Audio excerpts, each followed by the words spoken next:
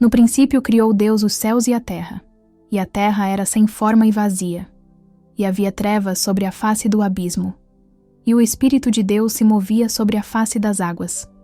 E disse Deus: haja luz, e houve luz. E viu Deus que era boa a luz, e fez Deus separação entre a luz e as trevas. E Deus chamou a luz dia, e as trevas chamou noite. E foi a tarde e a manhã, o dia primeiro. E disse Deus: haja uma expansão no meio das águas, e haja separação entre águas e águas. E fez Deus a expansão, e fez separação entre as águas que estavam debaixo da expansão, e as águas que estavam sobre a expansão. E assim foi. E chamou Deus a expansão céus, e foi a tarde e a manhã, o dia segundo. E disse Deus: ajuntem-se as águas debaixo dos céus num lugar, e apareça a porção seca. E assim foi. E chamou Deus a porção seca terra, e ao ajuntamento das águas chamou mares. E viu Deus que era bom. E disse Deus: produza a terra erva verde, erva que dê semente, árvore frutífera que dê fruto segundo a sua espécie, cuja semente está nela sobre a terra. E assim foi.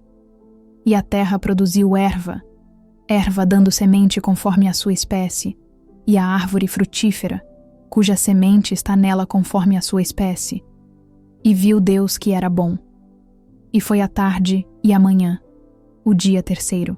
E disse Deus: haja luminares na expansão dos céus, para haver separação entre o dia e a noite, e sejam eles para sinais e para tempos determinados, e para dias e anos, e sejam para luminares na expansão dos céus, para iluminar a terra. E assim foi. E fez Deus os 2 grandes luminares, o luminar maior para governar o dia, e o luminar menor para governar a noite. E fez as estrelas. E Deus os pôs na expansão dos céus para iluminar a terra, e para governar o dia e a noite, e para fazer separação entre a luz e as trevas. E viu Deus que era bom. E foi a tarde e a manhã, o dia quarto. E disse Deus: produzam as águas abundantemente répteis de alma vivente, e voem as aves sobre a face da expansão dos céus. E Deus criou as grandes baleias, e todo o réptil de alma vivente que as águas abundantemente produziram conforme as suas espécies, e toda a ave de asas conforme a sua espécie. E viu Deus que era bom, e Deus os abençoou, dizendo: frutificai e multiplicai-vos, e enchei as águas nos mares, e as aves se multipliquem na terra. E foi a tarde e a manhã, o dia quinto. E disse Deus: produza a terra alma vivente conforme a sua espécie, gado e répteis e feras da terra conforme a sua espécie. E assim foi.